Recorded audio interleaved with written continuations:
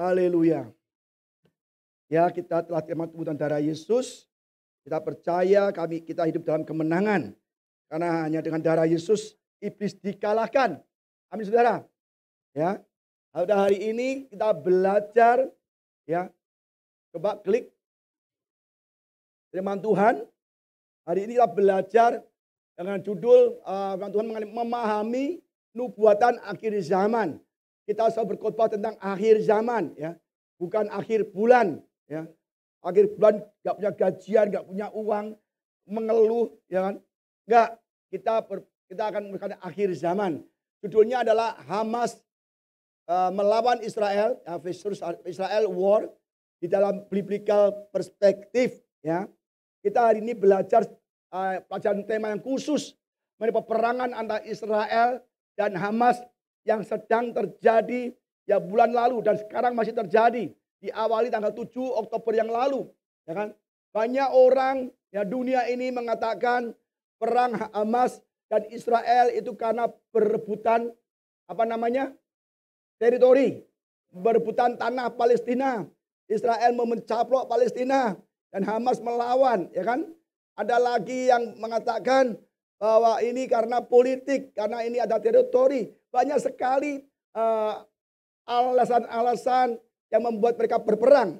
Tetapi kita tidak belajar apa kata politik, apa kata negarawan, tapi kita belajar perang Hamas dan Israel ini ditinjau di dalam biblical, ditinjau melalui Alkitab, nubuatan akhir zaman. Ya kan? Pak, mengapa sih kita harus membahas Israel?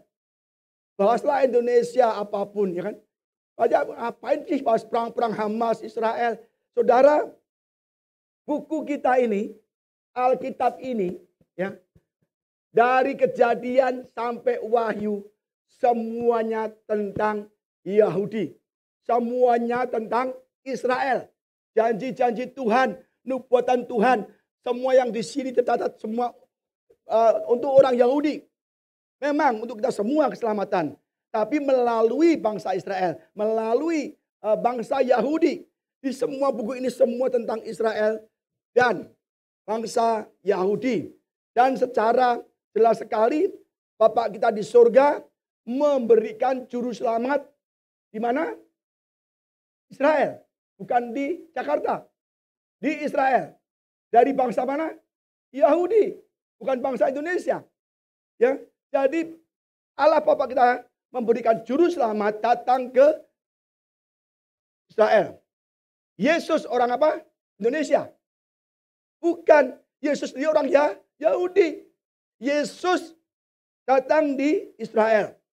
Yesus mati di Israel. Yesus bangkit di Israel. Yesus naik ke surga di Israel. Dan Yesus akan datang kembali menjemput kita semua di mana? Jakarta. Israel. Jadi kita harus tertuju pikiran kita kepada Yesus dan kepada segala kejadian di Israel. Karena apa yang terjadi di Israel ini membuat memenuhi proporsi atau memenuhi nubuatan Yesus. Ya, jadi sangat penting sekali kita belajar perang Israel dan Hamas di saat ini. Ya, mengerikan sekali, saudara. Tanggal 7 Oktober lalu, ya, hari Sabat, hari Sabtu, di mana Israel beribadah, di mana Israel sedang merayakan hari besarnya. Dan Israel juga merayakan ada festival musik, ya kan? Tiba-tiba diserang. Kita lihat, klik ya. Lihat nih. Ini pada hari Sabat, hari Sabtu di Israel, ya, di dekat Gaza, dia lagi pesta musik, ya, festival musik di Rim. Itu ribuan orang datang, ya. Dan Israel mungkin di tempat lain di Israel lagi beribadah karena hari Sabat, ya kan? Dan merayakan hari besar Israel. Tapi tiba-tiba sekonyong-konyong, tidak diduga-duga, dikira semua aman, ya kan? Tiba-tiba Hamas menyerang dari laut, udara, darat, ya. Banyak Lagi pesta begini, ribuan orang datang, ada para glider. Kayak begini para glider. Tahu para glider ya? Para glider seperti ini. Dari langit banyak sekali. Dan satu para glider ada 2 tentara membawa juang Hamas membawa senapan otomatis dengan banyak peluru. Tiba-tiba datang ke tempat ini. Waduh, tempat ini berondong semua. Ribuan orang lagi festival musik pagi-pagi dihajar oleh peluru. Itu yang mati lebih dari 300 orang. Mati di tempat. Dan tidak saja di jalan di kota. Dia masuk dari batasan, naik jeep, banyak mobil, pakai senjata semua. Tembakin semua orang di jalan-jalan. Ini lihat nih, orang ditarik begitu dengan motor. Ini warga Yahudi Israel. Jadi mereka naik jeep, tembakin semua orang. Ketemu orang tembak terus. Sampai mereka disiksa, ditarik di jalan. Dan tidak itu aja. Hamas juga masuk dari beberapa kota, dari rumah ke rumah, door to door. Kenapa? Membantai semua orang di rumahnya sendiri. Kita orang nggak tahu di orang Yahudi lagi makan pagi, lagi breakfast dengan keluarganya, tahu-tahu ditembaki semua. Jadi sangat mengerikan. Bayangkan, nggak ada hujan, nggak ada angin, semua aman. Pagi-pagi tentara Hamas, pejuang Hamas masuk dari rumah-rumah menembakin semua orang. Ini adalah Itai dan Heather Berdiski. Dia adalah pemuda-pemudi atau orang masih muda. Dia baru menikah, umurnya 30 tahun. Mereka tahu dia punya anak kembar. Ketika dia dengar bahwa pasukan Hamas mau masuk ke rumah, dia sembunyikan bayi kembarnya ini. Dengan aman di belakang rumah, dia aman. Dan dia, istri dan kami ini, dia maju menghadapi Hamas tanpa apa-apa. Dibantailah semua dengan kejamnya. Ya kan? Mengerikan. Setelah 15 jam atau 15 jam kemudian, situasi dikuasai oleh Israel kembali, bayi ini ditemukan. Aman. Dia jadi yatim piatu, orang tuanya mati untuk bayi ini. Dia tahu ada orang menyerang mau matiin mereka. Bayi sembunyikan di belakang, dia maju ke depan rumah, ya udah pasrah aja. Ditembak mati itu door to door, rumah ke rumah di berbagai kota. Ini mereka pesta pora di banyak negara. Mereka merayakan kemenangan Palestina Hamas. Karena apa? Telah membantai semua orang Yahudi dalam 1 jam dan satu hari itu yang mati 1.300 orang.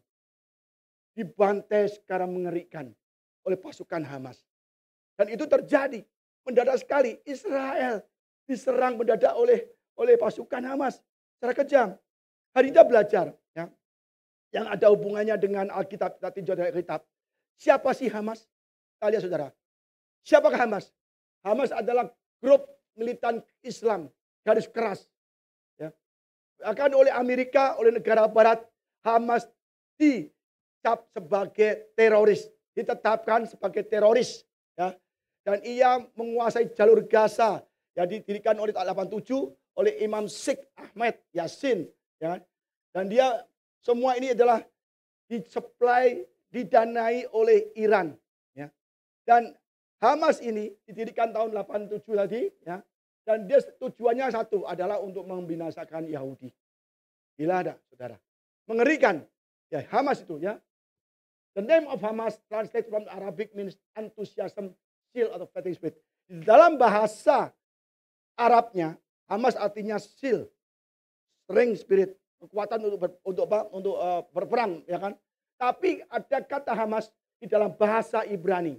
Kita lihat apa arti Hamas menurut Alkitab, menurut Bible kita. Ya. Kejadian 11 ayat 13. Adapun bumi telah rusak di hadapan Allah dan penuh dengan kekerasan. Ini zamannya Nuh ya, Nuh. Bumi penuh kekerasan. Bumi penuh kejahatan, bumi penuh orang-orang yang tidak baik. Apa arti kekerasan di sini? Ketika saya cek di bahasa Ibraninya, kekerasan adalah Hamas. C-H-A-M-S, dibaca Hamas. Kekerasan di zaman Nuh ini, di Alkitab kita, di dalam bahasa Ibrani, dibaca Hamas. Apa artinya? Violence, kekerasan. Ya. Terus wrongdoing, dia perbuatan yang salah, unjust, tidak adil, ya, cruel, kejam, ya, damage, merusak, false, salah, injustice, tidak adil, unrighteousness, tidak benar, orang yang tidak benar, violence, Tapi semua sama, negatif, sadis, kejam, tidak wrongdoing apa namanya, perbuatan yang salah. Ya, itu artinya dari kekerasan yang ada di kejadian di Bible kita. Maka saya tinjau Hamas ini ada perang Israel dari biblical perspektif. Ya, kita lihat lagi. Allah menilik bumi itu sungguhlah rusak benar. Sebab semua manusia menjalankan hidup yang rusak di bumi. Berfirmanlah Allah pada Nuh, aku telah memutuskan untuk mengakhiri hidup segala makhluk. Sebab bumi telah penuh dengan kekerasan. Saya cek lagi kekerasan di sini juga pakai kata Hamas. Kekerasan. Oleh mereka, jadi aku akan memusnahkan mereka bersama-sama dengan bumi. Jadi Hamas menurut bahasa Arab ada kekuatan, seal, proteksi. Tapi di dalam Alkitab kita yang kita percaya, Hamas artinya kekerasan, kejahatan, kekejaman, wrongdoing. Perbuatan yang jahat, yang salah. Ya. Jadi jelas sekali saudara, kita belajar lagi ya. Yang kedua, siapa Hamas? Dan Hamas, semua orang tahu, di YouTube tahu semua, mengatakan bahwa Hamas disupport secara finansial oleh Iran. Ya. Mengapa Hamas sangat ingin menghancurkan Israel dan membunuh semua orang Yahudi? Yang kita harus tahu, mengapa Hamas sangat ingin membunuh orang Yahudi, membinasakan Israel. Kita lihat saudara, ketika Hamas didirikan, dia punya charter, dia punya piagam Hamas. Ya kan tahun 88 dia mengeluarkan piagam. Tujuannya, goalnya, visinya, misinya apa? Kita lihat saja visi misinya. Ya. Israel akan ada dan akan terus ada sampai Islam melenyapkannya. Sama seperti mereka melenyapkan negara-negara lain sebelumnya. Jadi Israel akan dilenyapkan sampai Islam sampai menghancurkan, melenyapkan ya, Israel. Ya jelas sekali ini. Ini dia punya piagam, punya charter of Hamas, punya fondasi tujuannya. Yang kedua, ini pembukaannya baru begitu. Mengerikan pembukaannya. Yang kedua, Palestina adalah tanah Islam. Karena hal ini pembebasan Palestina adalah tugas individu setiap muslim dimanapun dia berada. Apakah benar Palestina adalah tanah Islam? Nanti saya bahas jelas. Apakah benar Palestina milik Islam? Ya kan? Nanti kita jelas akan tahu, ya kan? Hari kiamat tidak akan terjadi sampai umat Islam memerangi Yahudi dan membunuh mereka. Ini benar-benar keras nih. Dari awal pembukaan ada keras. Kedua mengeklaim Palestina adalah tanah Islam. Saya tidak bahas politik ya saudara. Saya bahas mengenai biblical. Ya, supaya jelas apa yang tertulis di sini terjadi di sana. Ya. Kemudian orang-orang Yahudi akan bersembunyi di balik perbatuan dan pepohonan. Ini sudah jelaskan sekali di sini. Dan perbatuan dan pepohonan tersebut akan berteriak, wahai Muslim, ada seorang Yahudi yang bersembunyi di belakangku. Datang dan bunuhlah dia. Kalau ada orang Muslim, ada orang Yahudi, itu bunuh. Ini dia piagamnya, visi misinya Hamas tahun 88 dikeluarkan. Maka dia saat ini menyerang Israel, membunuh semua orang Yahudi, kalau bisa semua dibunuh, ya kan? Dan ini adalah Iran juga adalah musuh Israel bebuyutan dari dulu kala. Dan Iran juga membiayai semua pengeluaran Hamas. Dibiayai oleh Iran. Ini saya ingat sekali waktu di TV, waktu di YouTube. Ini Ahmadinejad ini adalah presiden sebelumnya, yang bukan sekarang. Dia berkata, Israel akan dimusnahkan dari muka bumi. Dia berkali-kali ngomong di YouTube gimana? Saya akan memusnahkan Yahudi, saya akan menghapus Israel di peta dunia. Ini dari dulu saya baca, wah ini luar biasa sekali, gila banget nih. Dia bilang aku akan membinasakan Yahudi dan akan memusnahkan Israel. Di PBB juga mengatakan juga, jangan mengatakan bahwa negaranya tidak takut ancaman serangan rudal dari Israel. Dia bahkan mengatakan bahwa Israel adalah negara tanpa sejarah dan akan segera dimusnahkan dari bumi. Apakah negara tanpa sejarah? Ini sejarah Israel semua. Ini sejarah Israel semua nih. Dari Abraham sampai Yakub. Yakub itu Israel. Bahkan Daud pun juga raja Israel. Semua ini tentang Israel. Apakah tanpa sejarah? Maka saya akan membahas semuanya melalui biblical. Dan apa benar Palestina adalah milik Islam. Apakah benar? Mari kita baca ayatnya supaya kita tahu. Kejadian 15. Kejadian. Itu awal bumi diciptakan, Kejadian 15 ayat 18. Apa kata Tuhan kepada Abraham? Ya, ini belum Abraham, masih Abraham. Awal-awal Tuhan mengambil Abraham. Pada hari itulah Tuhan mengadakan perjanjian dengan Abraham. Serta berfirman kepada keturunan mula. Siapa keturunannya? Orang Yahudi. Ishak, Yakub. Yakub orang Yahudi. Ya kan? Kepada keturunan mula, aku berikan negeri ini. Mulai dari sungai Mesir sampai ke sungai besar, sungai Efrat. Ini kita lihat. Dari sungai Mesir sampai sungai Efrat. Sangat luas sekali. Ya Mesir kena, ya kan apalagi nih. Saya nggak kelihatan nih. Yordan kena, Yordania, Aman, Irak, Syria, Libanon, Damaskus. Semua itu harusnya milik Israel. Sesuai janji Tuhan. Tapi nyatanya sampai sekarang hanya kecil ini milik Israel. Yang putih ini aja Palestina, West Bank. Yang sini Gaza, kecil ini. Jadi Israel belum mendapatkan janji Tuhan sepenuhnya. Janjinya Pak Abraham kepada keturunan mula. Aku berikan tanahmu dari sungai Mesir sampai Efrat. Jelas, ini tanah ini semuanya harusnya milik Israel. Milik keturunan Abraham. Tapi nyatanya sekarang Israel yang kecil, semuanya negara-negara keturunan Ismail. Keturunan Esau. Ya. Bukan keturunan anak perjanjian Ishak, tapi keturunan Ismail. Hanya kecil saja. Semua adalah orang-orang Arab. Hanya sekecil ini orang Yahudi. Tapi diserang kanan kiri untuk diambil tanah itu dikalahkan. Tapi ngomongnya apa katanya? Ya kan? Israel mau mencaplok semua tanah dan itu tanah Israel. Kita lihat saudara. Ya. Sejarahnya ini tahun 4.000 tahun sebelum Masehi. 4.000 tahun mungkin sebelum 4.000 tahun lah dari sekarang kali ya. Itu janji Tuhan. 4.000 ya. Itu sudah dikatakan bahwa semua itu janji Tuhan kepada Abraham dan keturunannya. Sampai lihat ini, 58 BC sebelum Masehi, ya kan? Israel berkali-kali diusir, dibuang, dia diusir ya. Selama 2.000 tahun orang Yahudi terserak keluar dari tanah Israel.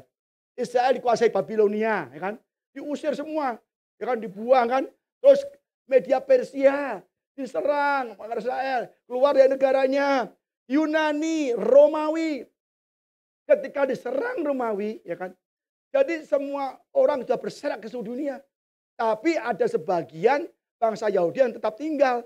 Kalau tetap tinggal mereka harus tunduk kepada pemerintah tempat Romawi. Dan pada Romawi ini tahun 135 AD, Romawi Kaisar Adrian merubah nama Israel menjadi Palestina. Kenapa merubah itu? Orang Yahudi udah nggak ada semua. Yang ada cuma sedikit doang. Dia merubah untuk menghina orang Yahudi. Palestina diambil dari kata Filistin. Musuh pebuyutan Israel. Daud sama Goliat. Maka dikatakan ini loh tanah Filistin. Ini loh Filistin. Untuk menghina bangsa Yahudi diberi nama Palestina. Jadi orang Arab, orang Yahudi, orang Timur Tengah yang lahir di Palestina, di daerah Israel ini tetap dianggap orang Palestina. Karena apa? Orang Palestina Yahudi, karena apa? Dia diganti namanya Palestina. Ya, untuk menghina bangsa Yahudi dari kata Filistin. Ya, jadi dirubah. Dari bangsa Israel benar terserak semua. Dari dulu diserak-serakan terus, enggak? Ya kan? Jadi kita harus tahu dasarnya apa, ya kan? Mengapa bangsa mengapa Hamas selalu memusuhi Yahudi, benci sama Yahudi? Ini sudah dinubuatkan dari dulu. Sebab di dalam peperangan ini dilatar belakangi oleh peperangan roh. Antara kuasa Tuhan dan kuasa iblis. Saya akan bahas satu persatu. Sabar saudara, ini benar-benar banyak dan penting sekali. Ya, kita belajar dari Wahyu. Ya, Wahyu 12 ayat 1 sampai 5. Ya, sudah dibuatkan juga.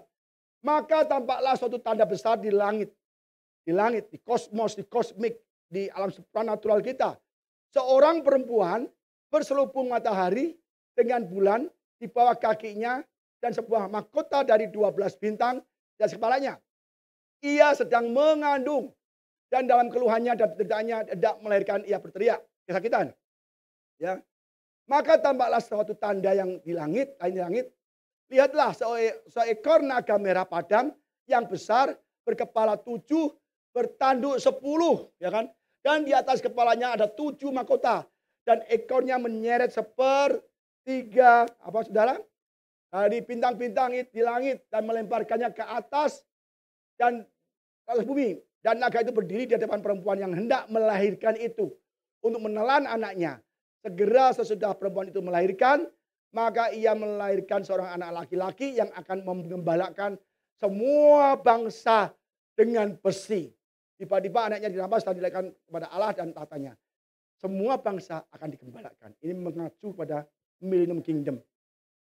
Ya. Kita lihat nih, seorang perempuan berselubungan matahari, bulan, dan kakinya mahkota, ada 12 mahkota. Ya, ini banyak orang menafsirkan salah. Siapa perempuan ini yang berselubungan matahari, bulan, di kaki di bawah kakinya dan terus ada mahkota 12 bintang. Ini Roma Katolik. Ya saya jelaskan, Roma Katolik pada abad ke-16 dia menggambarkan bahwa ini adalah Maria. Maria, ya, a great sign appear in the sky, a woman clothed with the sun, with the moon under her feet, and on under her head a crown of 12 stars. She was with a child. Ini tahun abad ke-16, Roma Katolik, semua orang Katolik percaya bahwa ini adalah Maria, ya kan? Bahkan ada Maria juga menggendong bayi juga, waktu itu ada kabar lainnya kan. Apakah benar demikian?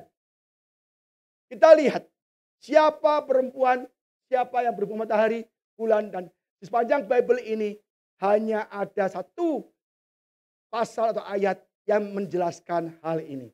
Kita lihat saudara. Kejadian 37 ayat 9-10. Ya kan?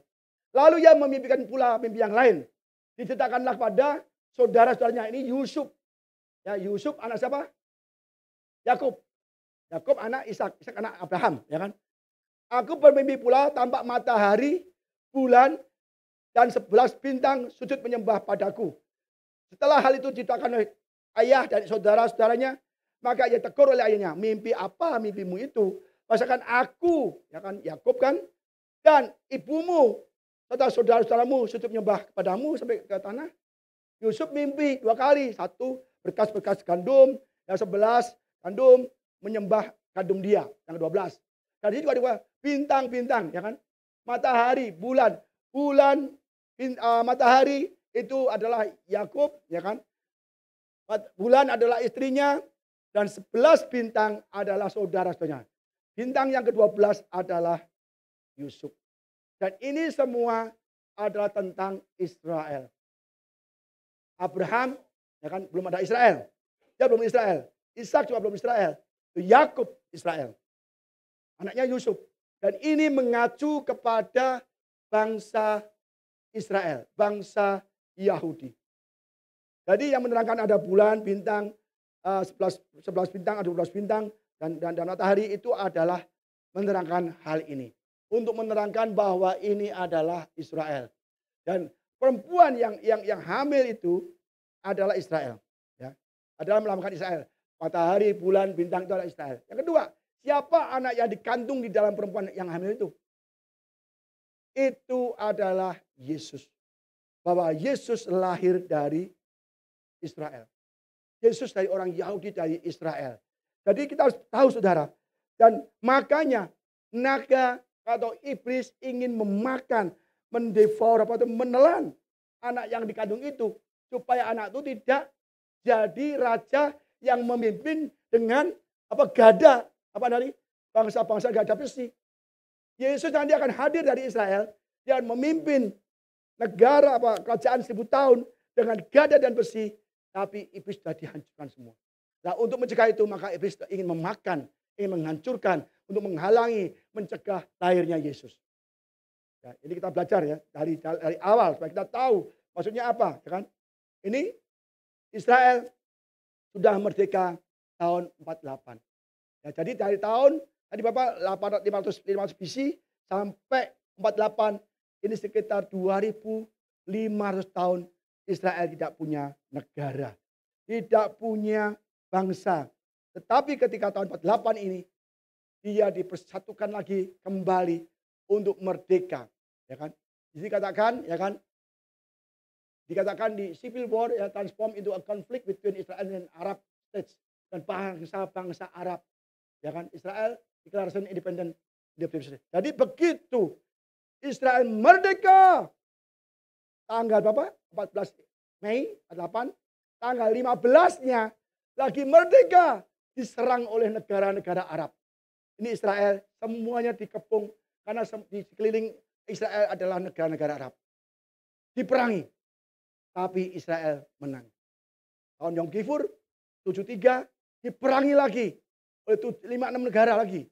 Tapi Israel tetap menang. Yom Kippur dalam lagi merayakan Sabat, hari besar, diserang juga Yom Kippur. Jadi serangan kejutan ini bedanya apa dengan yang kemarin? 7 Oktober. Lagi enak di rumah, tahun 7 Oktober kemarin hari Sabat, lagi merayakan festival, diserang oleh bangsa Hamas, oleh grup Hamas, dipantai semua.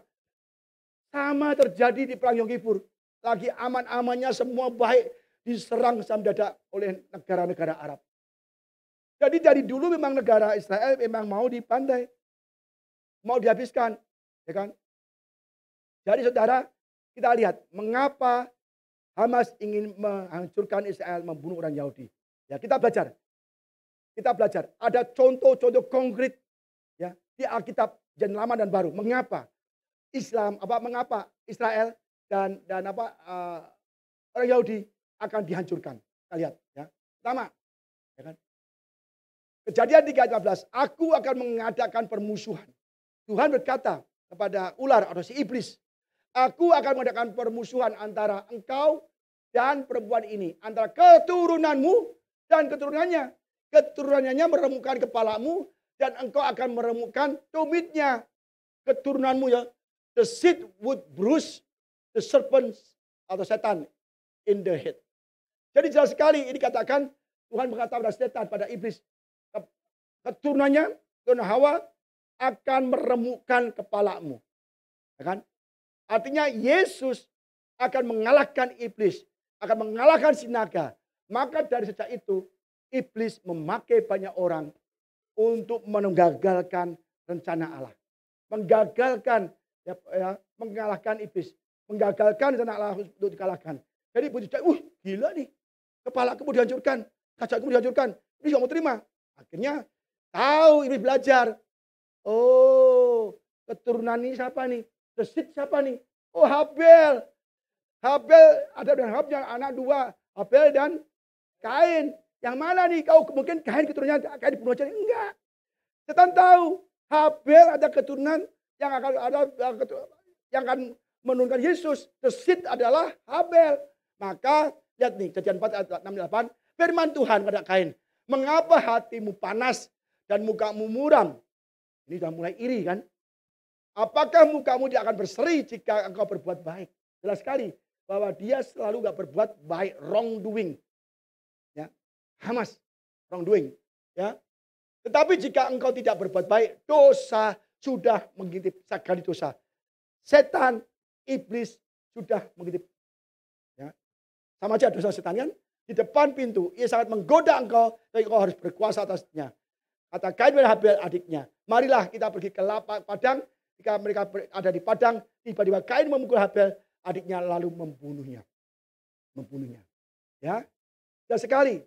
Berarti setan, iblis menggagalkan rencana Allah. Ya, keturunan Hawa akan meremukkan setan, kepala setan, digagalkan di sini. Setan bilang gini, haleluya. Tuhan, kau katakan remukkan kepalaku. Keturunan Yesus sudah terputus. Tidak ada yang bisa meremukkan kepalaku. Tapi Tuhan baik. Dia kasih set. Ada bersetubuh pula dengan istrinya, lalu perempuan itu mengalahkan seorang laki-laki dan mengenamai Set. Sebab katanya Allah telah mengaruniakan kataku yang anak yang lain sebagai ganti Habel. Sebab Kain telah membunuhnya. Wah, iblis stres lagi. Waduh, meleset pikiranku. Aku pikir Habel mati, gak ada Yesus lahir. Gak ada yang meremukkan dengan gada, memimpin bangsa-bangsa dengan gada. Ternyata Tuhan memberikan set. Ya, set untuk meneruskan keturunannya. Ya, jadi kita belajar lagi saudara. Terus ini ada banyak sekali pencegahan-pencegahan untuk membunuh keturunan Yesus, untuk membunuh Israel, untuk membunuh Yahudi. Supaya tidak terjadi pemerintahan 1000 tahun. Ya. Kejadian 6 ayat 5-8 dan verse 12. Ketika dilihat Tuhan bahwa kejahatan manusia besar di bumi. Dan bahwa segala kecenderungan artinya selalu membuahkan kejahatan. Semata-mata ini zamannya Nuh. Maka menyesalkan Tuhan. Maka menyesallah Tuhan bahwa ia telah menjadikan manusia di bumi. Dan hal itu memilukan hatinya. Berfirmanlah Tuhan, aku akan menghapuskan manusia yang telah kuciptakan dari bumi. Baik manusia maupun hewan. Dan binatang-binatang melata burung-burung di udara. Sebab aku menyesal dan aku telah menjadikan manusia mereka. Tapi Nuh mendapatkan kasih karunia. Setan senang. Jahat semua orang negeri. Jahat semua. Kejam, jahat. Tuhan mau membinasakan. Wah, iblis tepuk tangan lagi. Aman. Tidak ada lagi manusia. Tidak ada lagi keturunannya. Kesit. Menemukan kepalaku. Tapi Tuhan menyisakan keturunan Hawa. Yaitu keluarga Nuh. Disisakan. Di-save. Untuk meneruskan kesit. Meneruskan keturunan Hawa yang akan meremukkan kepalanya. Ya kan? Ingat itu. Jadi perlu sekali kita belajar, harus tahu. Ya kan? Adapun bumi telah rusak di hadapan Allah dan penuh dengan kekerasan. Mas, Allah menik bumi jangan sungguhlah rusak. Sebab semua manusia menjalankan hidup yang rusak di bumi. Ya jelas. Rusak maka dihapuskan semua. Dipikir setan senang gak ada lagi. Ternyata Nuh disimpan. Maka inilah silsilahnya. Adam ya kan. Enos, dia dan Nuh. Nuh. Kalau ini Nuh diputus juga dimusnahkan. Selesai. Selesai. Iblis menang. Iblis menang. Rencana Allah untuk keselamatan manusia tidak bisa. Karena rantai atau sisilah keturunan perempuan itu putus di Nuh. Ya. Maka dari Nuh, Sem. Sem teruskan lagi. Oh saudara, kita kalau baca Bible ini, kalau kecuali nggak tahu ini, percuma saudara. Ini penting sekali. Bahwa semuanya, habis selesai, akhirnya ada lagi, banyak ada, saya nggak catat semua, tapi ada sebagian besarnya. Ini, Esau dan Yakub. Esau menaruh dendam pada Yakub karena berkat yang telah diberikan oleh ayahnya kepadanya, lalu yang berkata pada dirinya sendiri, hari-hari bergabung karena kematian ayahku itu tidak akan lama lagi. Ya kan? Pada waktu itu lah Yakub adikku akan kubunuh, ya kan? Ketika diberitahukan kepada kata Esau anak sulungnya itu kepada Ribka, maka disuruhnya lah memanggil Yakub, anak bungsunya. Lalu berkatalah, Esau kakakmu bermaksud membalas dendam membunuh engkau. Yakub adalah siapa? Israel. Ya. Dan Yakub mau dibunuh oleh Esau. Yakub adalah pemilik keturunan, pemilik berkat. Ya. Tapi mau dibunuh oleh Esau. Kalau Yakub mati, ya sudah. Itu rencana Tuhan putus di situ. Seperti Yusuf, kalau dia nggak jadi masuk sumur, nggak jadi di penjara, dia nggak naik ke raja. Semua ada urutannya, semua ada progresnya. Satu putus tengah, selesai. Gitu loh ya. Daud juga demikian. Saul ingin membunuh Daud, bukan saya nggak kasih banyak. Tidak hanya sekali, dua kali Saul membunuh Daud, tetapi berulang kali, sering kali Saul dipakai iblis untuk membunuh Daud. Kenapa? Daud adalah silsilah dari Tuhan. Yesus anak Daud. Maka segala sesuatu yang berurutan, yang akan membuahkan benih itu dari Yesus, semua akan ditumpas. Waduh, mengenai saudara, ya kan? Sebab sungguhnya selama anak Isa itu hidup di muka bumi, engkau dan kerajaanmu tidak akan kokoh. Kata iblis pada Saul ini, ya. Kamu harus bunuh anak itu. Dan sekarang suruhlah orang memanggil dan membawa dia padaku, sebab ia harus mati. Tetapi Yonatan menjawab Saul, ayahnya itu. Katanya kepadanya, mengapa ia harus dibunuh? Apa yang dilakukannya? Lalu Saul melemparkan tombaknya kepada Yonatan untuk membunuhnya. Bayangkan saudara. Yonatan membela. Kenapa kau bunuh Daud? Tidak salah. Yonatan anakmu dibunuh. Hamas membunuh siapapun yang menghalangi jalannya. menghancurkan Israel. Di Rim, orang pesta pora, dia orang festival musik. Di Rim itu yang ribuan orang yang festival musik, itu bukan hanya orang Yahudi. Orang Amerika mati, orang Israel mati, orang Palestina mati, orang negara-negara lain mati. Dia nggak urusan, babat semua. Selama engkau menghalangi aku babat semua. Bahkan Palestina ini adalah bukan Hamas ya, Hamas ada di Palestina di Gaza. Hamas menggunakan orang-orang Palestina sebagai tameng hidup, human shield. Jadi kalau ditembak oleh Israel, dia bersembunyi di rakyat Palestina. Saudara tahu nggak? Sarangnya Hamas di mana? Markasnya di mana? Di terowongan-terowongan di bawah tanah dan berpusat di bawah rumah sakit besar, di bawah sekolahan, di bawah fasilitas umum yang di mana Israel tidak akan menghancurkan. Jadi biar mereka bersembunyi di bawah rumah sakit, di bawah sekolahan. Dia tahu Israel nggak mungkin. Israel yang orang baik kok. Maka diketahui, barusan kemarin diketahui, itu semuanya bermarkas di bawah-bawah gedung-gedung umum, termasuk rumah sakit. Wah, itu menggunakan rumah sakit, sekolahan, anak sekolah untuk shield, perlindungan. Hamas menghancurkan semua. Dia memakai semua untuk perlindungan itu. Mengerikan saudara. Makanya begitu masuk ke Israel, semua dibantai. Siapapun yang ketemu jalan bantai. Mungkin itu orang Muslim, mungkin itu orang Palestina, orang Yahudi. Tidak tanya dulu, mana KTP-mu? Enggak. Jedor. Yang mati ternyata banyak dari negara lain. Yang diculik orang tua, ya orang dewasa, remaja, anak-anak, bayi 40 tahun, banyak mati. Dia bodoh amat, pokoknya yang menghalangi aku, tembak semua. Yonatan menghalangi Saul untuk membunuh Daud. Tombak tuh, mau dibunuh. Ditembak dibunuh. Jadi ini hal ini mengerikan, ini adalah perwakilan, ini adalah gambaran Hamas. Jadi Daud adalah penerus keturunan sampai ke Yesus. Tapi dibunuh semua. Ya, ini semua saya pelajari dari YouTube saudara, mengerikan sekali. Tapi saya tinjau dari biblical. Jadi semua ini Hamas ya membunuh Israel yang menghalangi semua. Beda, yang memasuk ke Israel mendadak membunuh semua orang tanpa pemberitahuan. Tapi Israel membalasnya baik sekali. Ya, ketika Israel serang balik, dia berkata pada seluruh warga Palestina di sebelah utara. Ayo warga Palestina, kami Israel mau menyerang Hamas. Teroris, kami membunuh Hamas. Membinasakan Hamas dari utara ke selatan. Coba kamu yang di utara, pindah dulu. Israel dengan helikopter menebar jutaan flyer, brosur. Supaya orang-orang Palestina, warga sipil pindah ke selatan. Karena yang utara mau dihancurkan Israel untuk memburu Hamas dan melepaskan sandera.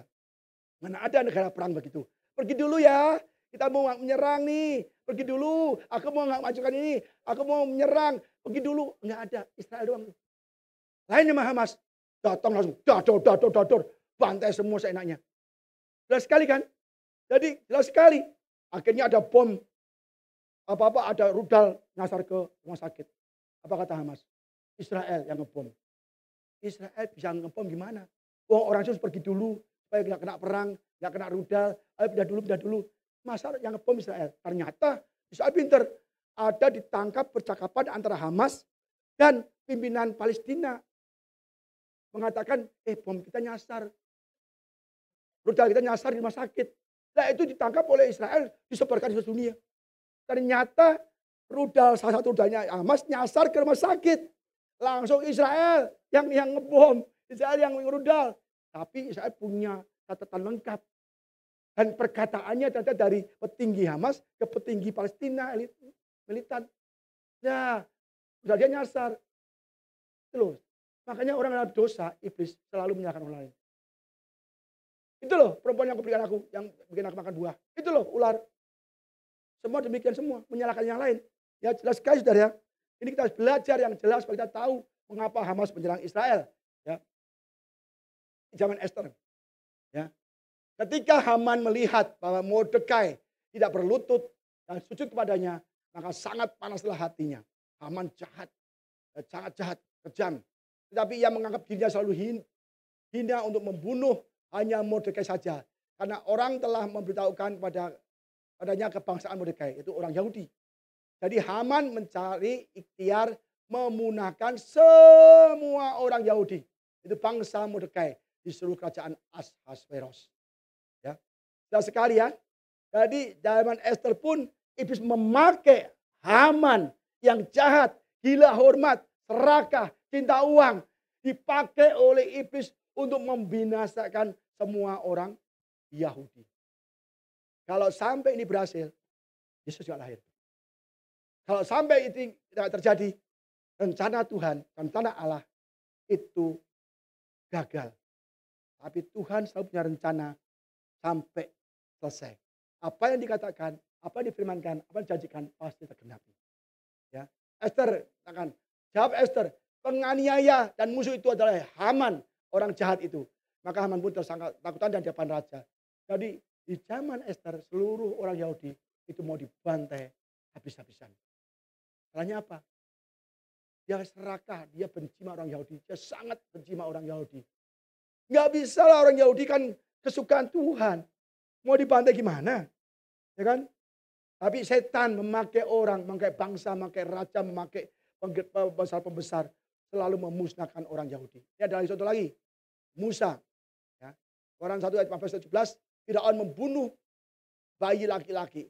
Raja Mesir juga memerintahkan kepada bidan-bidan yang menolong perempuan Ibrani. Orang Yahudi, orang Israel. Seorang bernama Sifra dan yang bernama Pua. Apabila kamu menolong perempuan Ibrani, perempuan Yahudi, pada waktu bersalin kamu harus memperhatikan waktu anak itu lahir. Jika anak laki-laki kamu harus membunuhnya. Ya. Tapi jika perempuan bolehlah hidup. Tapi bidan-bidan itu semua takut akan Allah tidak melakukan seperti yang dikatakan oleh Mesir pada mereka dan memberikan bayi itu. Dan seluruh laki-laki di Mesir, bangsa Yahudi yang ditawan, mau dibunuh semua.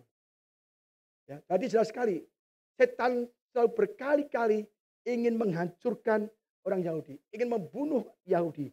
Karena setan tahu bakalan tuh Yesus adalah orang Yahudi. Dan Israel juga ada negara di mana Yesus harus apa? Hadir lagi. Gak bisa. Juga demikian nih. Ini yang pembangkitan massal. Ada lagi yang zaman perjanjian baru. Herodes. Ketika Herodes tahu bahwa ia telah diperdaya oleh orang-orang Majus itu, ia sangat marah. Yang menyuruh membunuh semua anak. Ini semua anak, bukan anak lagi. Semua anak di Bethlehem. Dan yang sekitarnya, anak-anak yang berumur 2 tahun ke bawah. Terus ada waktu yang dapat diketahui dari orang-orang Majus. Yesus ketika mau lahir. Juga iblis memakai Herodes. Bunuh semua anak-anak. Tidak laki, tidak pernah bunuh di bawah 2 tahun. Sesuai dengan kata orang Majus. Dibunuh semua. Kalau dibunuh semua, Yesus ikut kebunuh. Habis. Ini semua dibantai nih. Semua door to door. Orang Mesir door to door. Mencari bayi-bayi untuk dibunuh. Ya kan? Tapi Yesus selamat. Ya. Jadi mengerikan sekali. Dari Musa semua orang laki-laki dibunuh. Musa selamat. Musa penerusnya. Dari Yesus lahir juga semuanya dibunuh. Ada lagi Atalia, zaman raja juga. Membunuh semua keturunan Yehuda. Keturunan Yehuda itu keturunan Mesir. Keturunan Israel. Penerus Yesus. Mau dibunuh semua. Semuanya dibunuh semua berhasil. Satu lolos. Yoas. Ya penerus. Jadi selalu Tuhan menyisakan satu. Atau satu keluarga Nuh. Selalu ada lagi penerusnya. Karena kalau putus, artinya setan menang. Menggagalkan rencana Tuhan. Mengembalikan rencana semula. Maka selalu Tuhan kirim penolong. Ya. Lagi, Yesus sudah besar. Sudah pelayanan. Sudah mulai pelayanan. Yesus juga mau dihancurkan oleh iblis. Kemudian iblis membawa Yesus ke kota suci. Menempatkan dia di bangunan bait Allah. Tapi berkata, jikalau engkau anak Allah, jatuhkanlah dirimu ke bawah. Ya kan? Pasti matilah. Ya kan? Sebab tertulis mengenai engkau, ia akan memerintahkan malaikat-malaikatnya. Dan mereka akan menantang engkau di atas tangannya. Ke kakimu jangan termasuk batu. Ini iblis juga menggoda Yesus. Mencobai Yesus. Kamu anak Allah kan? Kamu naik ke gunung tinggi. Kamu jatuhkan dirimu. Kalau Yesus benar-benar jatuh, pasti mati. Tapi Yesus tidak bisa. Dia adalah penggenapan janji Allah. Dia nggak mau. Maka saudara hati-hati. Setan menggunakan berbagai cara. Keluarga, ya, rumah tangga, pekerjaan, teman. Untuk menghancurkan kita supaya kita tidak selamat. Supaya kita tidak masuk ke dalam kerajaan surga. Ya. Setan memakai banyak orang, banyak hal. Maka hati-hati saudara ya. Ini banyak contoh-contoh sekali, ya banyak contoh, ya kan, supaya kita tahu. Ini ada lagi.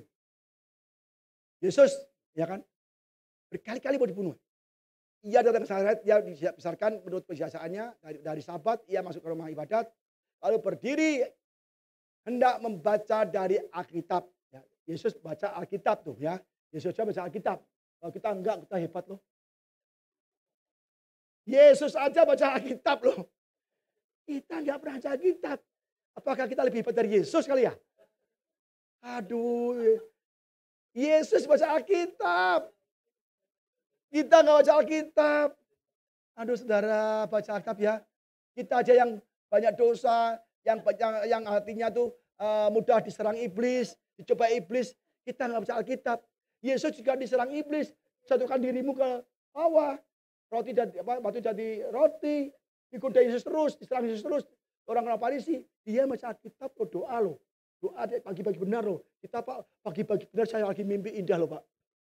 Makan capcay. Wah lagi berlibur ke China. Kan?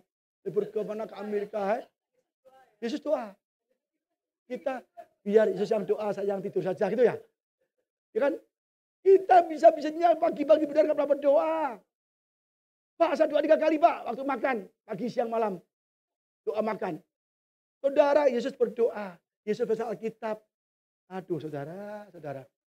Kita kayaknya lebih hebat dari Yesus nih. Kepadanya diberikan kitab Yesaya. Dan saat dibukanya ia menemukan nas di mana ada tertulis, Roh Tuhan ada padaku. Oleh sebab ia telah mengurapi aku untuk menyampaikan kabar baik kepada orang miskin dan ia telah mengutus aku. Ya. Untuk memberitakan pembebasan pada orang-orang tertawan. Untuk membebaskan, menyelamatkan orang yang tahu iblis di dalam dosa. Kan? Membebaskan kan? Untuk memberitakan apa? Dan penglihatan bagi orang-orang buta. Untuk membebaskan orang-orang tertindas. Untuk memberitakan tahu nama Tuhan yang telah datang. Kemudian yang menutup kitab itu. Memberikannya kembali pada pejabat. Lalu duduk. Dan mata semua orang dalam rumah ibadat itu tertuju kepadanya. Lalu memulai mengajar mereka katanya. Pada hari ini. Genaplah nas itu suatu kamu dengannya. Jadi hari ini. Apa yang dikatakan nas ini. Sudah tergenapi. Aku hadir. Aku membebaskan semua orang berdosa. Aku membebaskan orang tawanan. Aku mau mencelekkan orang buta. Aku semua adalah penggenapannya. Ya. Itu adalah Yesus genap. Apa kata orang lain? Ngomong gini. Mendengar itu sangatlah marah semua orang di rumah ibadat itu. Mereka bangun lalu menghalau Yesus keluar kota. Dan membawa dia ke tebing gunung. Tempat kota itu terletak untuk melemparkan dia di tebing itu. Di tebing. Yesus mau dibunuh. Yesus ditangkap mau dibunuh. Dia menginjil. Dia menyembuhkan orang buta. Menyembuhkan orang sakit. Itu mau dibunuh. Dia mau lemparkan di tebing, bayangkan. Kalau Yesus mati gimana? Nggak ada salib. Kita semua nggak selamat. Dia nggak tahu, jadi iblis selalu menggagalkan karya keselamatan melalui salib. Yesus mau ke salib digagalkan terus. Kan? Markus 15 ayat 29-1. Orang-orang yang lewat di situ, di sana menghujat dia. Ya kan? Dan sambil menggelengkan kepala mereka katanya, hei, engkau yang mau merubuhkan bait suci dan mau membangunnya kembali dalam 3 hari, turunlah dari salib itu dan selamatkanlah dirimu. Dan juga imam-imam kepala bersama ahli Taurat menolok-olok dia. Di antara mereka sendiri mereka berkata orang lain diselamatkan, tapi dia sendiri tidak dapat diselamatkan. Ini orang imam yang kepala, itu buta. Yesus mati justru karya Allah tergenapi. Dia nggak tahu berasa, wih hebat aku. Ya kan, Yesus mati kan, iblis saya tambahin notnya, iblis memakai imam kepala dan ahli Taurat untuk membatalkan keselamatan yang dirancangkan oleh Bapa di surga melalui kekuatan Yesus. Mereka nggak tahu, dipikir wah setan tepuk tangan, beres, Yesus mati, ya aku menang, tidak ada benih dari perempuan itu yang meremukkan kepalaku Pak Naga, tidak ada, beres, Yesus mati. Tapi ingat, iblis juga kurang teliti baca firman Tuhan. Pesta di neraka, hore, aku hebat. Yesus mati, selesai. Tidak ada keselamatan, tidak ada penghancuran, tidak ada perempuan yang mengalahkan iblis. Tepuk tangan. Tapi sekali kita katakan, iblis kurang teliti baca Alkitab. Lihat ayat berikutnya. Yohanes 14. Yesus, apa kata Yesus? Bapa mengasihi aku. Oleh karena aku memberikan nyawaku untuk menerimanya kembali. Iblis tidak teliti. Aku memang mati. Harus selamat. Tapi ingat, aku akan kembali lagi. Bangkit lagi. Baca ayatnya. Tidak seorang pun mengambilnya daripadaku. Tidak ada. Iblis tidak mematikan Yesus. Tapi memberikan nyawanya. Berkali-kali, 4 kali saya lihat, saya baca di Alkitab. Yesus ngomong, yuk kita ke Yerusalem. Karena anak manusia mau diserahkan. Imam kepala mau ditangkap, mau disesah, mau dibunuh. Dan akan mati dan bangkit hari ketiga. 4 kali Yesus mengatakan, anak manusia akan diserahkan. Yuk kita ke Yerusalem. Ada nggak kita itu bahaya? Yuk datang ke sana yuk. Apalah orang pikir, ya kan? Yesus dia tidak dibunuh, tidak ditangkap, dia menyerahkan dirinya supaya rencana Allah dalam keselamatan itu tergenapi. Iblis berkata, hore, tidak ada keselamatan. Baca ini. Tidak seorang pun mengambilnya daripadaku, melainkan aku memberikannya menurut kehendakku sendiri. Makanya, belum saatnya Yerusalem. Anak manusia belum saatnya mati. Dia tahu memberikan waktunya Yesus. Kapan dia harus mati, dia tahu, udah saatnya. Anak manusia harus mati. Udah saatnya kita pergi ke Yerusalem. Kita akan ditangkap sesah. Yesus punya waktu sendiri untuk menyerahkan nyawanya. Dia tahu maka dia ke Getsemani kan. Aku berkuasa memberikannya. Dan berkuasa mengambil kembali. Dan tugas yang kuterima dari Bapa. Yesus memberikan nyawanya. Dan dia berkuasa untuk mengambil kembali. Dia mati. Dia serahkan hidupnya. Untuk kita semua. Bagi kita yang percaya.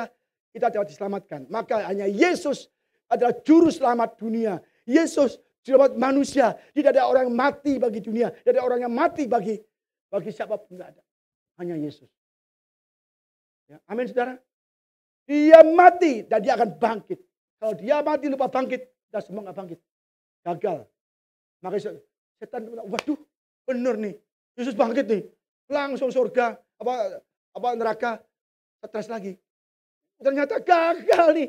Mati bikin selesai. Gak dapat ikan lagi selesai. Pokoknya dunia dikuasai iblis. Tidak ada keselamatan. Bangkit. Karena dia tidak bisa menggagalkan Yesus. Tidak bisa membunuh Yesus. Akhirnya dia membunuh keturunan yang lain. Yaitu pengikut-pengikutnya. Kita lihat. Ya. Wahyu 18-20. Yesus mendekati mereka berkata, kepadaku telah diberikan kuasa di surga dan di bumi. Yesus mati, bangkit, dia muridnya sebelum bangkit naik ke surga. Aku sekarang menguasai bumi. Kalau sebelum aku mati, bumi dikuasai iblis dan sinaga. Tapi aku udah mati dan bangkit. Maka kuasa di bumi dan di surga jatuh kepada kamu. Maka kamu harus menginjil. Ada pergilah, jadikanlah semua bangsa muridku. Baptislah mereka dalam nama Bapa dan Anak dan Roh Kudus. Dan ajarilah mereka melakukan segala yang kuperintahkan padamu. Dan ketahuilah, aku menyertai kamu sampai pada akhir zaman. Akhir zaman. Jadi kalau kita begitu Yesus harus menginjil bidang keselamatan, bahwa Yesus mati untuk kita semua, bukan orang lain. Yang ada nabi banyak, rasul banyak, pendiri agama banyak, tokoh agama banyak. Tapi semua mati tetap mati, yang mereka adalah berdosa. Tapi hanya Yesus. Itulah kegenapan janji Tuhan. Karena benih perempuan ini, Yesus. Ya kan? Bukan Richard. Yesus. Bukan orang lain, tokoh agama. Muhammad Gandhi lah. Siapapun orang. Bukan. Tapi Yesus ada benih dari surga. Ya. Ayat 12 katakan, karena itu bersukacitalah, hai surga, dan hai kamu sekalian yang diam di dalamnya. Celakalah kamu di bumi dan laut, karena iblis telah turun kepadamu dalam geram yang dahsyat. Karena ia tahu bahwa waktunya sudah singkat. Bunuh Yesus gak bisa. Kalahkan Yesus gak bisa. Israel gak bisa dibunuh pantai. Dia mengalahkan keturunannya. Karena waktunya sudah singkat. Kalau Yesus gak bisa dikalahkan. Dia mengalahkan semua pengikut Yesus. Semua orang Kristen akan disiksa. Akan dianiaya. akan diintimidasi, akan dicobai, akan digoda supaya kita tidak terima keselamatan. Oh Yesus sudah berhasil, ini aku sudah mati nih, bangkit. Semua kalau percaya aku selamat. Tapi tahu, oh syaratnya percaya. Lah, itu membuat kita supaya nggak percaya. Bagian Yesus selesai. Dia mati di kayu salib menyediakan keselamatan. Tapi itu tergantung murid-muridnya, tergantung umatnya. Kalau ada cita harta, kerja terus, nggak ke gereja, ya kan suka mencuri, suka berbohong, suka berzina. Wah ini makanan empuk nih, ya kan? Dia nggak bisa serang Yesus, tidak bisa menghalangi Yesus naik ke kayu salib dan mati dan bangkit. Dia menghalangi murid-muridnya. Maka marahlah naga itu pada perempuan itu, lalu pergi memerangi keturunannya yang lain. Yang menuruti hukum Allah dan memiliki kesaksian Yesus. Jadi kita ada keturunan Yesus dalam iman. Maka kita adalah sasaran empuk iblis. Iblis bisa mengalahkan Yesus. Iblis mengalahkan keturunannya. Oh ini Richard suka harta nih Richard nih. Kasih atas sekilo emas. Nah ini kasih sekilo. Saat ini 5 kilo emas. Kamu mau ibadah atau emas nih? Ini saya kasih hanya hari Minggu. 10. Pilih mana? Emas atau kamu kalau ibadah kan bisa minggu depan lagi. Kan gampang, kamu nggak ada penggantinya. Tapi ini 5 kilo nggak ada gantinya loh. Kalau ini meleset kamu nggak dapat apa-apa loh. Dia langsung berpikir, emas aku bisa tambah. Emas 5 kilo ini bisa tambah properti satu lagi. Aku bikin kos-kosan kamarnya tambah lagi. Aku bikin salon 5 biji di mall-mall.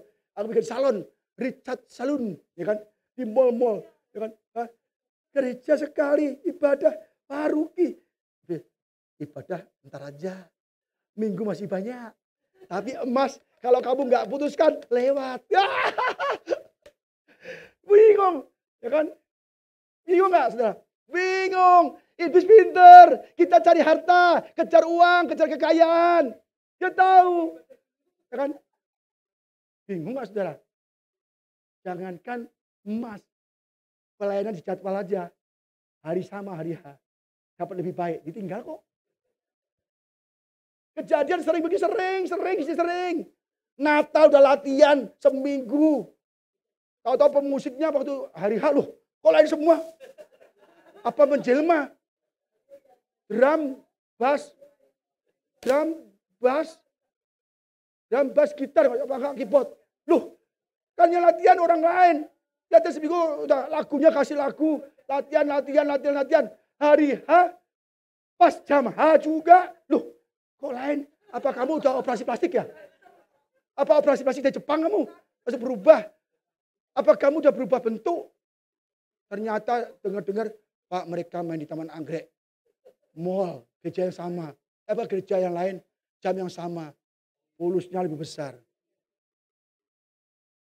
Saya katakan, orang demikian tidak masuk surga. Karena mereka termakan oleh iblis. Dibatalkan oleh iblis. Iblis tidak bisa mengalahkan Yesus. Mengalahkan kita semua. Melalui harta, kenikmatan hidup, kekayaan, keserakahan, hobi kita. Semuanya kita dihancurkan oleh iblis. Mengerikan saudara. Keturunannya lain. Jadi target Yesus ada 3. Ini ada 4, malaikat sangat tulis malaikat ya. 4, 3 lah. Pertama Yesus, Sid, keturunan perempuan itu. Gagal. Iblis gagal. Membunuh Yesus. Menggagalkan Yesus. Gagal. Yesus tetap lahir. Yesus tetap mati. Yesus tetap naik ke surga. Bangkit naik ke surga. Amin. Tapi yang tertinggal ya kan. Israel. Diperlukan untuk menghadapi. Kalau tidak ada bangsa Israel. Tidak ada negara Israel. That's it. Selesai. Tuhan tidak bisa pulang. Kemana? Tidak bisa. Oke, sudah terlanjur. Lahir di Israel. Bangkit di Israel. Naik surga di Israel. Tapi satu hal yang belum. Pulangnya, bangkit pulang, masuk kembali ke Israel. Dia akan datang lagi ke Yerusalem, ke Israel. Satu lagi yang belum Tuhan genapi.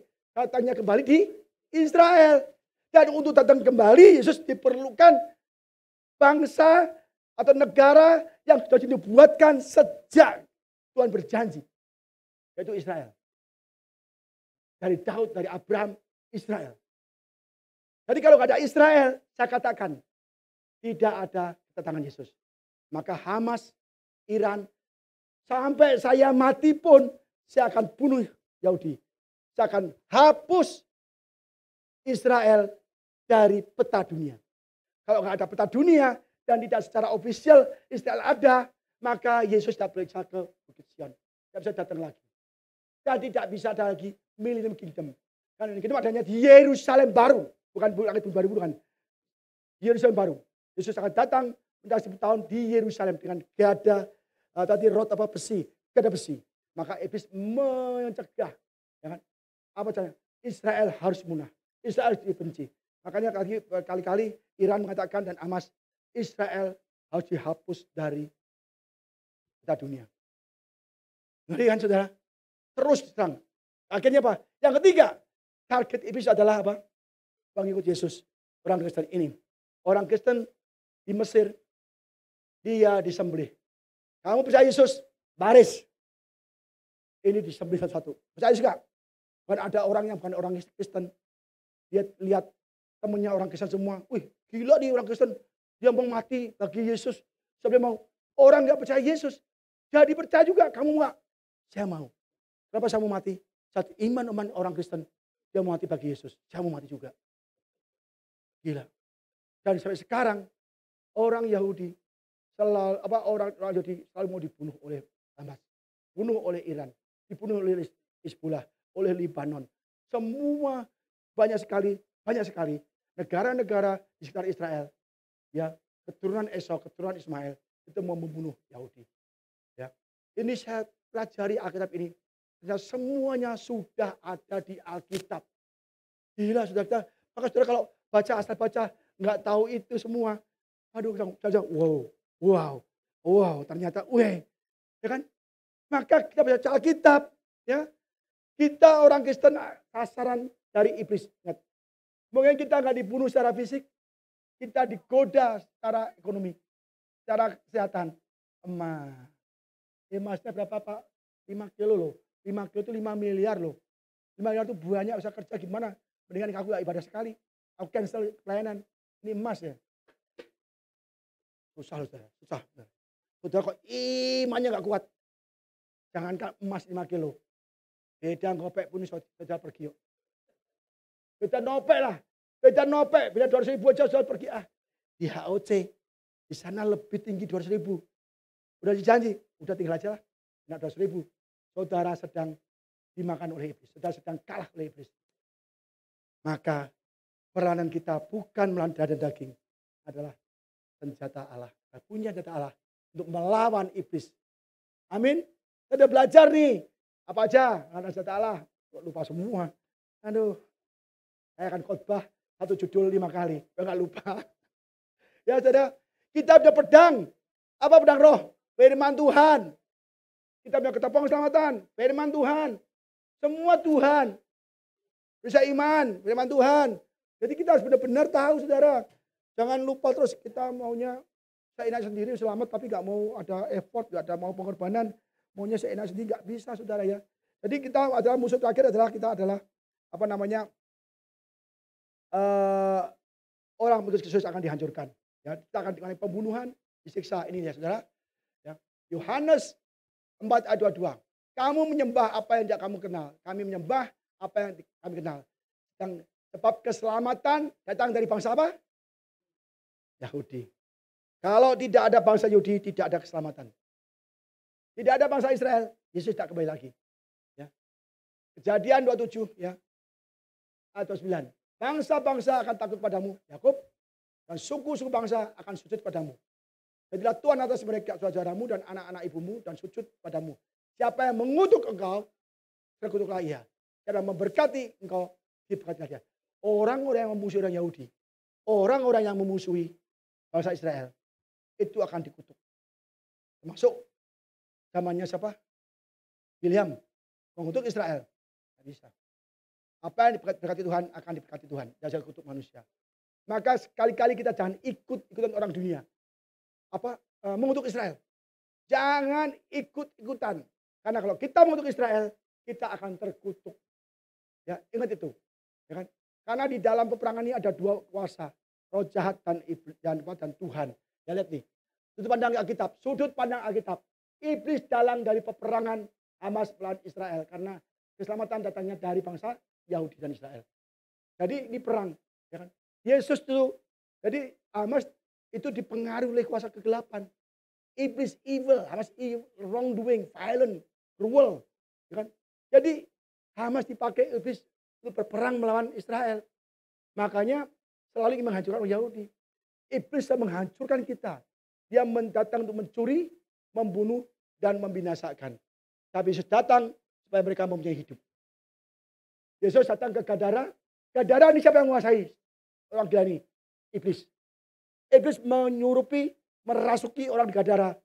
Sangat kuat, orang takut semua. Orang takut semua. Tapi Yesus datang jauh-jauh nyebrang ke Gadara. Untuk memberikan hidup. Dia selamat. Jadi beda. Iblis untuk membunuh, Yesus untuk menyelamatkan. Ya. Jadi kita harus tahu, jangan dengarkan bisikan setan. Iblis menghancurkan orang di Gadara.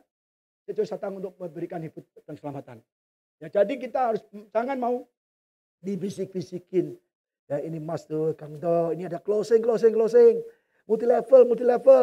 Ini bentar lagi kamu orangnya kliennya mau ketemu hari Minggu jam 10. Akhirnya nggak ibadah. Oh ini mau ini hari Minggu ibadah harusnya dengar firman Tuhan. Jangan lo, ini kita lagi kirim barang. Oh ini lagi kita ada klien.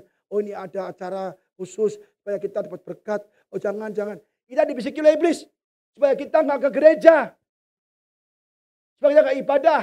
Supaya kita nggak terima firman Tuhan. Ya, benih yang ditabur itu dicuri oleh iblis. Mencuri benih.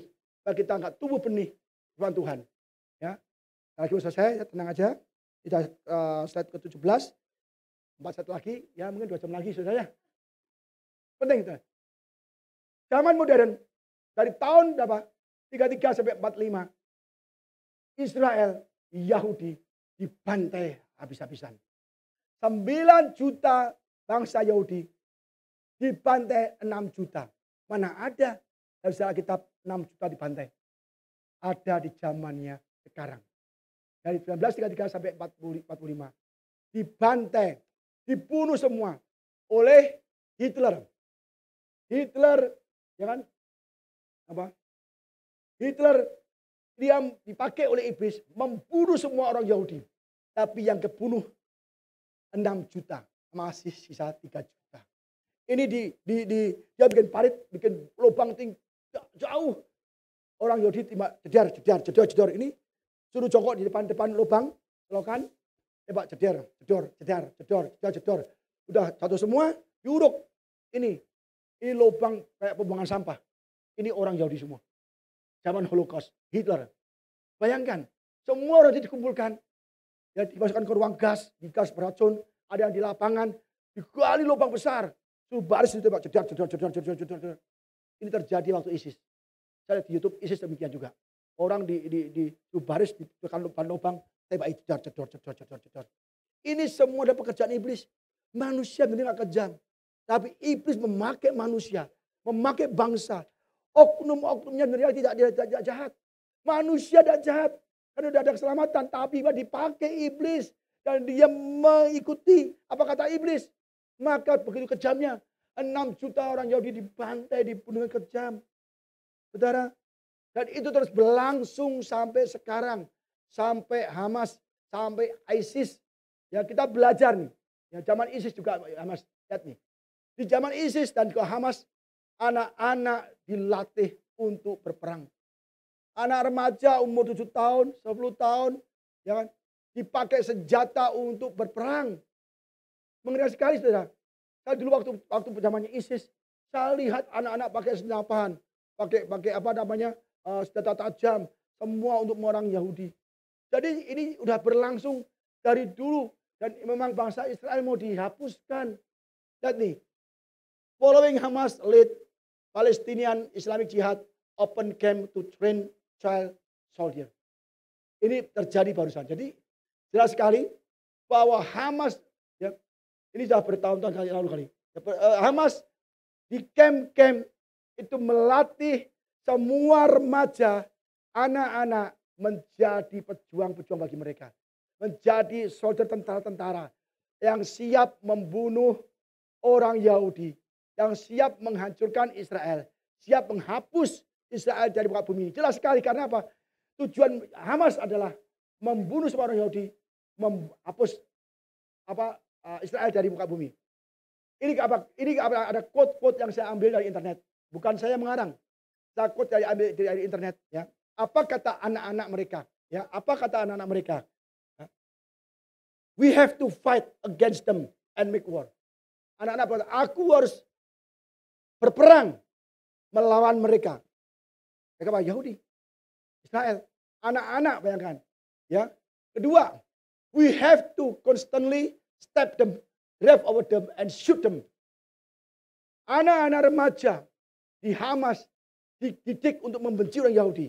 Ya, saya siap secara terus-menerus membunuh mereka, menusuk mereka. Ya, apalagi untuk melindas mereka dan untuk menembak mereka. Tentara-tentara Hamas mendidik anak kecil untuk kebencian akan Yahudi. Ya, ini anak berkata, ada anak ini remaja ngomong apa? I am ready to step a Jew and drive a car over them. Saya siap membunuh orang Yahudi dan melindas dengan mobil Yahudi. Ini ditanamkan di brainwash, maka nggak salah kalau dia mau bunuh diri, bom bunuh diri.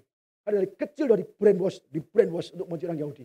Ya, stepping and running over Jews bring dignity to the Jews. Wih, keren lagi nih. Anak kecil-kecil, remaja-remaja menusuk orang Yahudi, melindas orang Yahudi, membawa kehormatan bagi Palestina. Yesus ajar apa? Kasihlah sama manusia. Yesus benar, kasihlah, jangankan manusia, kasihlah musuhmu. Kalau kasih manusia udah wajar, orang bisa, kasihlah musuhmu. Ini malah membuat musuh. Menusuk orang Yahudi, melindas orang Yahudi adalah membawa kebanggaan kepada Palestina. Lagi nih, anak-anak juga nih. Right now, I am prepared to be a suicide bomber. Saya sekarang sudah bersedia, siap untuk menjadi bom bunuh diri, martir. Anak-anak di bulan West, dia jadi bom bunuh diri. Yahudi, Israel punah. Ini kata orang terkenal Talal Abu Ghazal. Dia adalah suatu pengusaha Palestina, pengusaha dan dia orang yang bekas mantan kayak MPR lah ya. Jordania misalnya former senator ya. Dan dia diwawancara TV Lebanon. Diwawancara oleh TV Lebanon, apa katanya? We on the other hand will come death. Jadi dia ngomong, Israel takut mati. The Israelis fear death. We on the other hand will come death. Dia mengatakan Israel takut mati, tapi kami justru senang mati. Welcome, saat datang kematian. Ngeri saudara. He continued to say that Palestina want their children to die as martyr. Dia kemudian mengatakan lagi bahwa anak-anak Palestina harus siap jadi martir. And that does not exist. Anak-anak Palestina ditakdirkan, dilatih untuk jadi martir. Tapi orang Israel tidak diajarkan itu, tidak mau. Bayangkan, orang anak kecil, remaja diajar untuk membunuh. Jadi martir. Ya kan? Mereka demi kepercayaannya saja mau mati. Kita demi percaya Yesus tidak mau mati. Uang penghalang. PKB sudah pergi. Ya kan? Ini mereka karena kepercayaannya, walaupun salah, tapi dia mau mati. Didik anak-anak mati. Ya. With Allah helps, I will fight for ISIS, the Islamic State. Dengan bantuan Tuhan, bantuan Allah, saya akan berjuang untuk ISIS. Mereka untuk kepercayaannya berani mati. Pakai bom bunuh diri. Kita gimana? Laskar Kristus. Ibadah hujan. Sorry bu, datang bu. Sorry bu, tidak datang bu. Ada gangdo, ada apa, ada kesibukan. Padahal mereka untuk kepercayaannya saja, walaupun salah, dia mau mati. Nyawaku.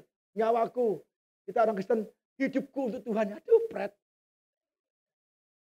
Hidupku untuk Tuhan, pret. Ibadah aja dijadwal, kalau udah ada gangdo ditinggal kok. Mau mati. Enak aja. Ini hati, Yohanes 16, ini terjadi. Terjadi, ya dengerin dulu. Ini mau selesai terjadi ini. Semuanya ini kukatakan kepadamu supaya kamu jangan kecewa menolak aku. Kamu akan dikucilkan bahwa akan datang saatnya, di saatnya. Bahwa setiap orang yang membunuh kamu akan menyangka bahwa ia berbuat bakti pada Allah. With Allah help, I will fight for ISIS. Membunuh. Belum dulu, tunggu dulu ya, Ivan. Masih lama, masih 3 set tapi setengah jam lagi ya. Jadi ini jelas. Mereka membunuh orang, dia berkata, aku telah berbuat untuk Allah. Beribadah pada Allah. Padahal untuk Allah harusnya mengasihi sesama. Apa kata Yesus? Kalau engkau mengasihi Allahmu, juga mengasihi sesamamu. Tapi diajarkan untuk membunuh sesamanya. Dan dia berkata, orang yang membunuh kamu akan menyangka bahwa ia berbuat bakti bagi Allah. Mereka yang akan berbuat demikian, karena mereka tidak mengenal baik bapak maupun anak. Kalau kita mengenal anak ngomong apa? Kasihilah manusia, kasihlah musuhmu. Kasih sama manusia. Yesus mengajarkan kasih. Kasihlah sesamamu, kasihlah musuhmu, kasih sama orang. Maka dia nggak kenal bapak dan anak. Makanya mereka membunuh sebagai ibadah mereka. Tetapi semuanya dikatakan padamu, apabila datang saatnya kamu ingat bahwa aku telah mengatakannya kepadamu. Ya, 2 set lagi, kabar.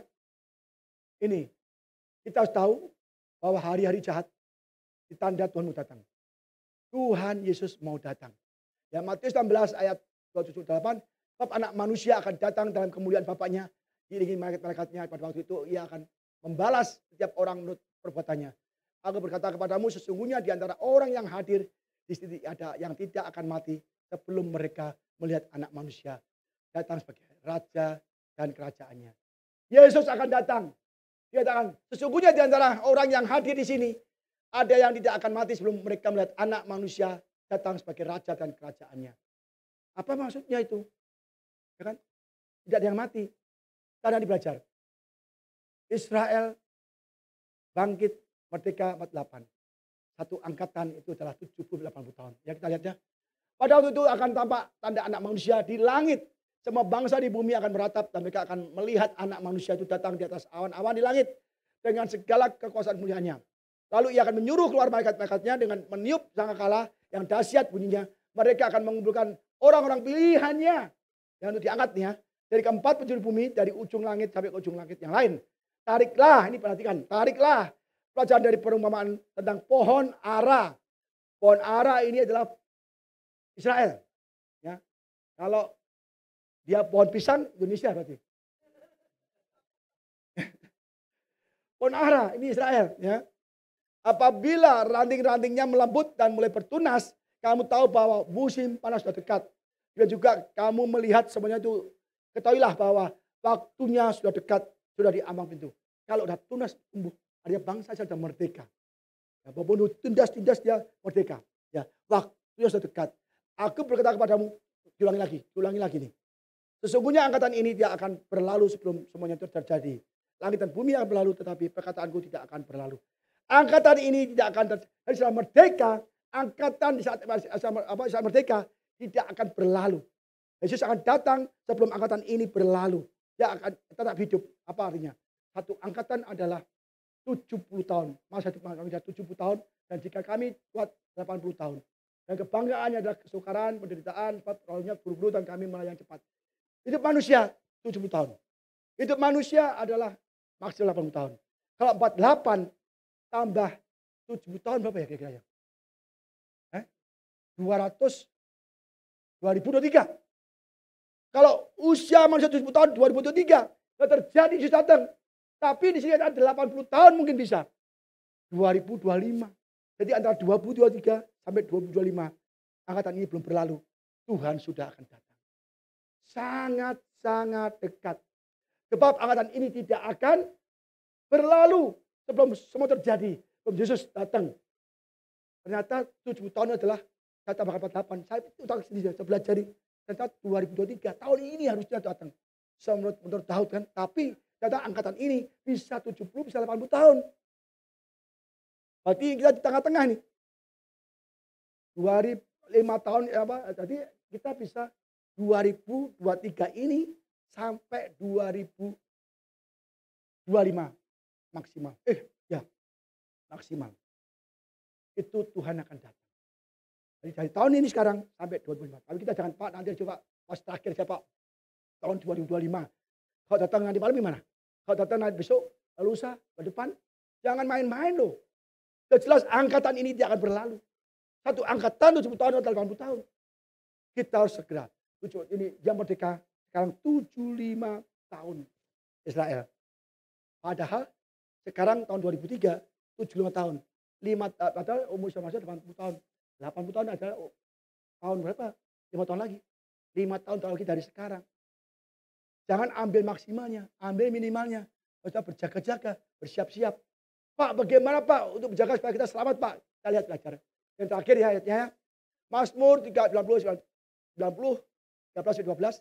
Ajarlah kami menghitung hari-hari kami sedemikian sehingga kami peroleh hati yang bijaksana. Kembalilah ya Tuhan. Berapa lama lagi? Dan sayangilah hamba-hambamu ini. Ya. Kita belajar menghitung hari. Maka saya sering menghitung hari. Bukan hari gajian, bukan. Bukan 5 hari lagi gajian. Bukan, bukan ada lagi sudah tanggal gajian. Bukan. Menghitung hari-hari di mana Tuhan akan datang. Menghitung hari-hari selesainya dunia ini. Saya tiap hari belajar. Saya terus. Ternyata saya kira mungkin tahun ini sampai tahun 2025. Itu benar-benar jadi. Makanya sekarang sudah akumulasi bahwa perang akan terjadi berat. Ya maka nanti selanjutnya saya akan teruskan perang Gog Magog. Kenapa? Ini menjurus pada 2 perang terakhir. Gog Magog dan perang Armageddon. Dan ini adalah awal dari perang Gog Magog. Bangsa dari utara, Rusia, selatan adalah Iran, ya kan? Termasuk nanti semua bangsa di barat timur, semua akan mengepung Israel, utara semua Gog Magog akan menyerang Israel. Dan ini akan menuju kesudahan dunia. Maka saya akan bahkan besok bersambung, ya. Saya baca lagi Matius 24 ayat 42. Kalian berjaga-jagalah sebab kamu tidak tahu pada hari mana Tuhanmu datang. Berjaga-jagalah. Mulai sekarang bertobat, baca Alkitab, berdoa. Yesus baca Alkitab, masa kita kagak? Mana? Ya kan? Karena itu berjaga-jagalah sebab kamu tidak tahu hari manapun maupun akan saatnya. 2 kali Yesus mengulang, berjaga-jagalah, berjaga-jagalah. Kamu nggak tahu kapan Tuhan datang. Wahyu 3:23, 2-3 jemaat Sardis, bangunlah. Jemaat bangunlah. Jangan tidur semua. Bangunlah artinya bukan bangun tidur enggak. Bangun iman kita. Bertobat, ibadah yang benar, baca Alkitab, berdoa. Yang punya keluarga berdoa dengan suaminya, dengan istri, dan anak-anaknya berdoa. Kuatkanlah dari yang masih tinggal, sudah hampir mati. Iman kita sudah hampir mati. Kita banyak digoda oleh kebutuhan dunia, digoda oleh harta, kekayaan, ketenaran. Kita digoda oleh banyak hal dunia. Supaya kita tuh lemah dalam ibadah, iman kita mati. Maka kuatkanlah apa yang masih tinggal, yang sudah hampir mati. Bahwa tidak ada satupun dari pekerjaanmu yang aku dapati sempurna di depan Allahku. Jelas kita banyak yang gak sempurna. Kita ke gereja selesai jebret, pulang hidup yang lama lagi. Hidup mencuri, berbohong, berzina, hidup lagi berjudi, hidup gak karuan, menipu orang. Hidup kita hanya ke gereja, kayaknya alim-alim nih malaikat semua kali ya. Wah, begitu pulang ke rumah, wah, hidupnya gak karun lagi ya. Jadi, karena itu ingatlah bagaimana engkau telah menerima dan mendengar. Turutilah itu dan berbuatlah. Jikalau engkau tidak berjaga-jaga, aku akan datang seperti pencuri dan engkau tidak tahu pada manakah aku tiba-tiba datang padamu. Kamu mendengar, saudara mendengar apa hari ini? Firman Tuhan. Lakukanlah, turuti lakukan, bertobatlah. Ya karena kamu kalau nggak berjaga-jaga, nanti Tuhan datang pada saat kita nggak duga. Saat kita tidur, kita lagi tidur iman kita, nggak mau ibadah, nggak sungguh-sungguh. Tuhan datang, kita ditinggal. Kita mengalami aniaya besar. Yang kita semua yang sungguh-sungguh diangkat ke surga. Hidupnya luar biasa, tapi yang nggak bertobat, nggak sungguh-sungguh, nggak bangun dalam imannya, ditinggal di dunia, ketemunya sama model-model Hamas nanti. Kamu mau ya ikut aku? Ini pistol loh. Ya tahu itu pistol. Masa itu mainan. Udah saya mau ikut ke kau. Nanti kita akan dimasuki rumah ke rumah, door to door, dipaksa iman kita ditinggalkan. Kamu mau nggak tinggalkan Yesus? Tinggalkan imanmu, nggak mau jedor. Nggak mau jedor. Kita akan disiksa dari rumah ke rumah. dari rumah ke rumah. Ini Hamas ini permulaan, lagi pembukaan, tapi nanti isinya mengerikan. Tapi kita akan diangkat dulu saudara ya. Wahyu 22:19, sesungguhnya aku datang segera dan aku membawa upahku untuk membalaskan pada setiap orang menurut perbuatannya. Yang percaya Yesus, yang sungguh-sungguh ibadah pada Yesus, semua akan dikasih upah, mahkota kehidupan di surga, diberi mahkota kehidupan di surga. Kita hidup bersama Yesus. Tapi bagi yang jahat-jahat yang nggak mau bertobat, upahnya apa? Penghukuman, aniaya, siksaan dari dunia dan juga nanti dari Tuhan di neraka. Jadi kita hidup gak lama. Kita mau di surga atau di neraka untuk selama-lamanya. Ya kan? Yang mau di surga angkat tangan dulu. Yang mau di neraka angkat tangan juga. Surga angkat tangan, angkat tangan. Nanti peladannya, Pak saya sibuk Pak, nggak bisa Pak. Wahyu 22:20. Ia yang memberi kesaksian tentang semua itu berfirman, ya aku datang segera. Amin. Datanglah Tuhan Yesus, datanglah para pemusik, silahkan. Jadi kita ingat, tadi belajar ya, jangan sok-sokan kutuk Israel. Kutuk Israel. Kita saat tinjau perang Israel dan Hamas bukan dari kata orang, bukan menurut politik atau dari apapun, tapi saya tinjau dari kebenaran Alkitab. On the biblical perspective. Sudut pandang Alkitab. Maka kita akan tahu kebuka. Memang ini semuanya isinya itu. Kita baca, wih hebat, wih benar juga, wih benar juga. Nanti akan terangkan. Bagaimana Israel dikepung. Udah ada di Sefanya, Yeskiel, ya semua ada. Israel dikepung, ya Israel dikepung. Dan nanti ada Gog Magog. Besok kita Gog Magog sama bagaimana pengepungan Israel. Ya, itu kita perlu belajar, kita tahu. Jangan perang. Oh, kutuk Israel, jangan. Ya. Kita sebagai orang Kristen, gereja harus mendukung Israel. Bukan berarti secara politik. Tidak. Saya mendukung Israel karena semua janji dan kegenapan ada di Israel. Bukan, oh perang Israel saya dukung. Enggak. Saya enggak mendukung secara politik. Israel juga pernah salah. Mungkin politiknya, pemerintahannya, korupsi, kita nggak tahu. Tapi saya mendukung Israel, memberkati Israel, karena Bible kita semua tentang Israel. Keselamatan datangnya dari Israel. Kalau kita nggak mendukung Israel, di mana kita mau selamat? Selamat enak aja kamu nggak dukung. Hanya satu lagi datang, Yesus mau datang di Israel juga, bukan di Jakarta. Nanti itu, ya. Jadi kita harus mendukung Israel dalam doa supaya kegenapan janji Tuhan terjadi dan digenapi. Bukan kita sok-sokan perang, enggak. Tapi dalam tinjauan Alkitab, kita harus mendukung Israel karena kita adalah keturunan Israel secara rohani. Ya. Kita keturunan Abraham, Ishak dan Yakub. Ya, berkat Abraham, Ishak, Yakub mau enggak? Mau kan? Ya. Kita harus tetap doakan Israel supaya kegenapan janji Tuhan, bukan menang-menang aja. Kegenapan janji Tuhan digenapi di Israel. Amin saudara? Mari kita berdiri. Dan akan kemenangan dan lagu-lagu. Yesus adalah pembelaku. Kita harus tahu bahwa Yesus pembela kita.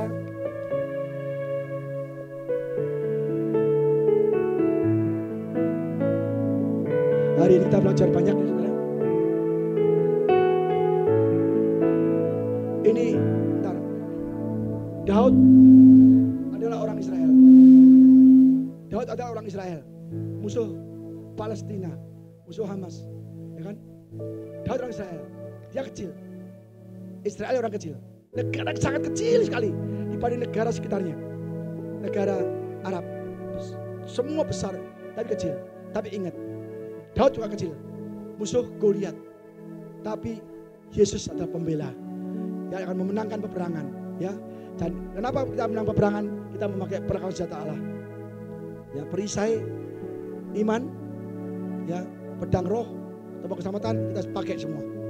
Ya, maka kita akan menang.